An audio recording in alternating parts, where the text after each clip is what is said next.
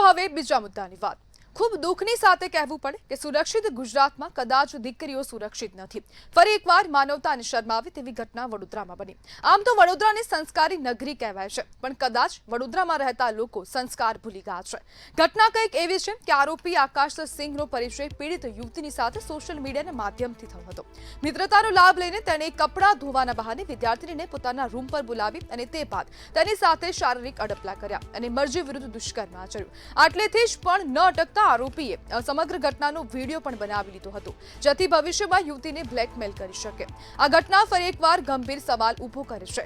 મહિલાઓની સુરક્ષાની વાત થતી હોય ત્યારે દેશમાં દર 20 મિનિટે એક રેપની ઘટના બને છે. જો આમને આમ પરિસ્થિતિ રહેશે તો કદાચ 20 મિનિટના સમયની જગ્યાએ 5 મિનિટનો સમય થઈ જશે.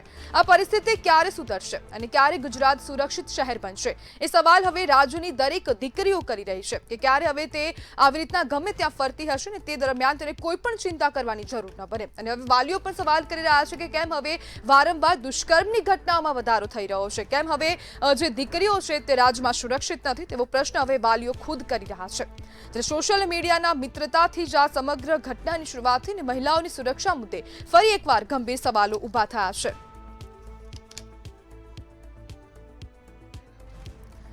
અને આજ મુદ્દે આપણી સાથે ચર્ચા કરવા માટે મહિલા સુરક્ષા સમિતિ ગુજરાતના અધ્યક્ષ શોભા રાવલ જોડાઈ ગયા છે. શોભાબેન, વડોદરાની ઘટનાએ મહિલા સુરક્ષા પર ફરી એકવાર સવાલો ઊભા કર્યા છે, શું કહેશો? અત્યારે આતાની દીકરીઓ પોતાની જાતને એટલી બધી હિરોઈન અને એજ્યુકેટેડ સમજે છે કે અમે જે કરીએ છીએ ને એ વસ્તુ સાચી હોય છે, સારી હોય છે. એ લોકોને એટલી ખબર નથી પડતી હોતી કે મને આ દીકરો એટલે આ છોકરો મને બોલાવે છે કપડાં ધોવા માટે, ભલે વોશિંગ મશીનમાં ધોવા, એ કામવાળી છે, એ ગઈ જ કેમ? આટલા વર્ષથી એના આની સાથે રિલેશન હતા તો અત્યારે એને ફરિયાદ કેમ કરી? એક વસ્તુ છે. પોલીસ એટલું બધું સારું કામ કરે છે. અમારા જેવા કાઉન્સિલરો છીએ, અમે એક એઝ મહિલા સુરક્ષા સમિતિના ચેરપર્સન છીએ, તો પણ અમે બહેનો દીકરીઓને એટલી સારી રીતે સમજાવીએ છીએ, કાઉન્સેલિંગ કરીએ છીએ. એ લોકોને અમે દાખલાઓ આપીને સમજાવવાની કોશિશ કરીએ છીએ કે આ જગ્યાએ તમે આવી રીતે ના કરો. પણ હવે એ જાતે કરીને ફ્રેન્ડશીપો ડેવલપ કરે છે. પહેલા એને ખબર પડવી જોઈએ કે મને હું એકલી જઉં છું અને એકલો છે ઘરમાં, તો મારાથી ના જવાય. એ દીકરી અભણ તો છે નહીં, એ ભણેલી છે. તો પછી એ દીકરી આટલી ભણેલી છે તે પણ છતાં એ દીકરી આવું પગલું કેમ ભરી શકે છે? એને 10 વ્યક્તિને કે એની કોઈ ફ્રેન્ડને તો ખબર હશે ને કે આ જગ્યાએ હું જઉં છું, તો હું જઉં કે નહીં જઉં. એની ફ્રેન્ડોને એને પૂછ્યું હશે કે નહીં પૂછ્યું હોય? નહીં પૂછ્યું હોય. એને ખબર છે કે હું પહોંચી વળીશ. અને એક બાજુ એક વસ્તુ છે કે આ દીકરી સાથે જે ઘટના ઘટી છે, તો એ દીકરીએ પહેલી વસ્તુ હું એને શાબાશી આપું છું, અભિનંદન આપું છું કે ફરિયાદ કરવા આવી છે.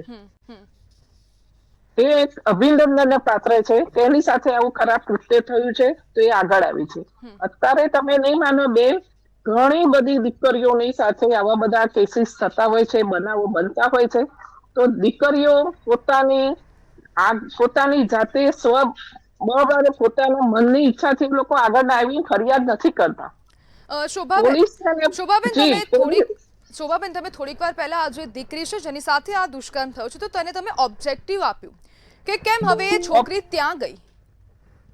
સવાલ જ નથી. રાત્રે જાય છે એ છોકરી, એ છોકરાના ઘરે રાત્રે જાય છે, બરાબર છે. તો એને ખબર તો હોવી જોઈએ ને કે હું એ છોકરો એકલો છે, રાતનો ટાઈમ છે, હું એના ઘરે જઉં છું, શું થશે? એને પોતાને એક વસ્તુ એ હોવી જોઈએ કે ના હોવી જોઈએ? તો દીકરીઓમાં આની જાગૃતિ કોણ લાવશે? દીકરી પોતે લાવશે કે પછી તેના વાલીઓ લાવશે અથવા તો સમાજ લાવશે? અત્યારે દીકરીઓને વસ્તુ એવી છે કે દીકરીઓએ પોતાની જાતે સમજવાનું હોય છે. અને બીજી વસ્તુ કે માતા પિતા દીકરીને એટલો બધો પ્રેમ ભાવ, એટલું બધું આદર સન્માન આપે, બધું એને માન સન્માન આપે દીકરીને, તો દીકરી તમારા ઘરનો ઉમરો નહીં ઓળંગે. મા બાપે પણ સમજાવવાની જરૂર છે દીકરીઓને. તમે પ્રેમ આપશો તો દીકરીઓ ક્યાંય નહીં જાય. આ એને રેપની ફરિયાદ કરી છે દીકરીએ, તો તમે જ વિચારો કે એને ફરિયાદ કેમ કરી? એક બાજુ દીકરીનું શાબાશીને અભિનંદન આપું છું, એવું નથી, પણ દીકરી રાત્રે જાય છે એની ભૂલ છે, એને ના જવું જોઈએ. જી શોભાબેન બરાબર. હવે રાજ્યમાં કાયદો ખૂબ કડક થઈ રહ્યો છે. હવે જે પોક્સોના ગુના છે તેમાં ખૂબ કડક કાયદો છે, છતાં પણ આવી ઘટનાઓમાં વધારો કેમ? હા, થવો જ જોઈએ. કાયદો કડકમાં કડક છે. પોલીસ સારામાં સારું કામ કરે છે. હું પોલીસની સાથે 35 નહીં 37 વર્ષથી હું કામ કરું છું બેન. પણ આજ સુધી મને કોઈ તકલીફ નથી પડી પોલીસથી, કે નાના પોલીસ જે પોલીસ કર્મી હોય ને નાનામાં નાનો એનાથી પણ મને તકલીફ નથી પડી. મને મીડિયાથી નથી પડી, કે નથી પોલિટિક્સથી, કે નથી પોલીસથી. હું પોલીસની સલામ મારું છું, કેમ કે પોલીસનું કામ કરે જ છે. પણ દીકરીઓ છે ને પોતાની જાતને ઓવર સ્માર્ટ સમજે છે ને એ લોકોને ખબર છે કે હું આ જઈશ તો હું આ કરીશ, હું આમ કરી લઈશ તેમ કરી લઈશ. પણ આ વસ્તુ થઈ છે, હવે શું? એને ફરિયાદ કરી, જે થવાનું તે થઈ ગયું છે, એનું કશું થવાનું નથી. પણ એક છોકરી બાહોશ કહેવાય અને એકદમ એ નિડરથી તે બહાર આવી છે, એનું ખૂબ અભિનંદન આપું છું. અને એ દીકરીને કંઈ પણ કામકાજ હોય તો શોભા રાવલને ફોન કરે, મારો નંબર એને કોઈ પણ પોલીસ સ્ટેશનમાંથી મળી રહેશે.